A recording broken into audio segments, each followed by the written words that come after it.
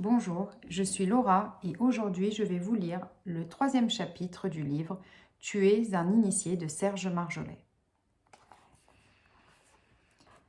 Jésus, à la différence de Moïse et des Juifs, parle en son nom. Moi, je vous dis. Moi, je vous ai dit. Il parle beaucoup, enseigne partout où il passe, répand ses idées en tant que révolutionnaire. Exemple, race de vipères, qui vous a appris à fuir la colère à venir? Matthieu 3, 7, 8. Tarse a, lui, beaucoup hésité à le contredire. Ne pensez pas que je suis venu apporter la paix sur terre. Je suis venu apporter non la paix, mais l'épée, car je suis venu mettre la division entre le fils et le père, entre la fille et la mère, et on aura pour ennemi ses propres domestiques. Matthieu 10, 34, 36. Toute la famille y passe. Une question se pose avant de savoir s'il était juif ou non. Un Jésus ou deux Jésus? Réponse de recherche et non de vérité. Il y a un seul Jésus, car tout est codé. Exemple, Jean le Baptiste et le vieil homme, Jésus le nouvel homme, mais ils étaient un. En tant que maître spirituel, on ne voit pas en quoi Jésus mériterait la mort. À son époque, d'autres prophètes ou maîtres battaient la campagne, parlaient de Moïse, de la loi, des anciens prophètes. Jésus parle en son nom. Il est l'autorité, presque la nouvelle loi. Le crime de Jésus? S'être attaqué au temple. Vu le nombre de milliers de personnes qui sans cesse y venaient ou repartaient, Jésus n'est pas arrivé seul, sinon il aurait été tué sur place. Il est venu comme un chef de bande, comme l'aurait fait Judas Bar Judas de Gamala. Jésus, le vrai Jésus? Chef de bande retranché au mont des Oliviers? Seigneur, frapperons-nous par l'épée? Ils ont donc, après le repas de la Cène, des épées? Curieux pour des fidèles d'un maître spirituel sorti d'un émouvant repas. Un des serviteurs du grand prêtre verra son oreille droite tranchée. Jésus préfère se rendre. Début de son chemin de souffrance vers la crucifixion, s'attaquer au temple est une folie.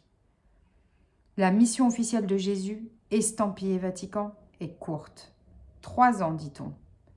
Celle de Paul, 38 ans. L'Église actuelle est paulinienne et non celle de Jacques, le frère de Jésus. Est-ce un bien? Est-ce un moins bien? Je ne sais pas. Avec Jacques, nous serions restés dans la sclérosante loi juive. La loi juive est bonne pour les juifs, comme le Coran pour les musulmans, mais pas pour le reste de l'humanité. Christ est l'alliance pour l'humanité.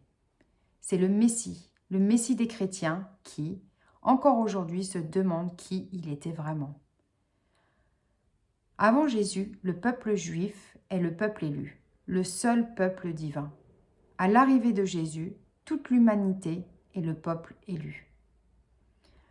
Paul accélérera la rupture avec le judaïsme, mais à son époque et pendant des siècles, cela ne sera pas assez remarqué. Les Juifs étaient et sont asservis à la Torah. Christ nous a retiré ses obligations pesantes et toutes ses interprétations rabbiniques, non dénuées d'intelligence et de foi.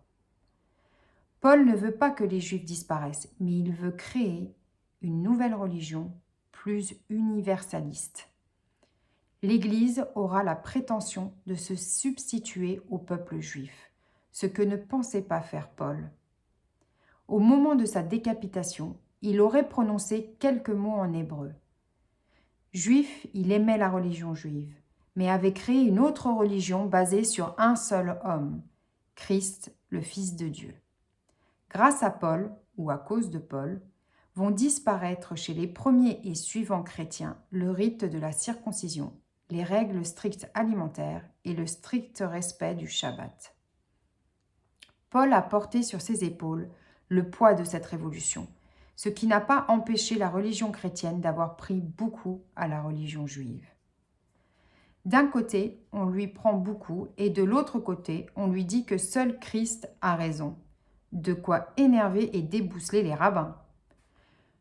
Le mot Messie? accolés à Jésus, a dû les faire bondir de colère. Messie est chef et sauveur de l'humanité. Paul suggère que Jésus est Dieu, ce qui sera affirmé en 325 au Concile de Nicée. Cette notion de Messie n'a jamais été étrangère aux Juifs. Nombre de rabbins ont cru ou voulu se faire passer pour le Messie. Un rabbin de Breslev a écrit « Croire que Dieu existe, ce n'est pas un acte de foi, c'est une réalité. Croire que le Messie va venir, ça, c'est un acte de foi. » Pour les Juifs, Dieu a toujours été là. Sa question ne se pose pas. C'est une évidence.